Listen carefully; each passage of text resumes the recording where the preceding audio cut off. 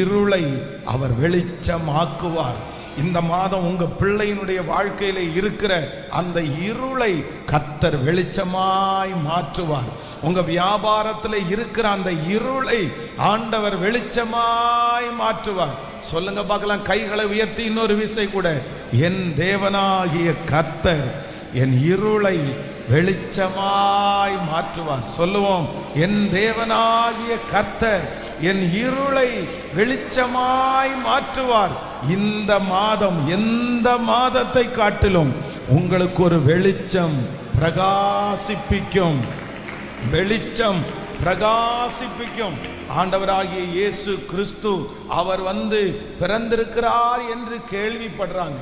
ஆனா அவர் எங்க பிறந்திருக்கிறாரு, எப்படி போய் பார்க்கிறது அப்படின்னா ஒரே இருளா இருக்குது, அந்த வழி தெரியல.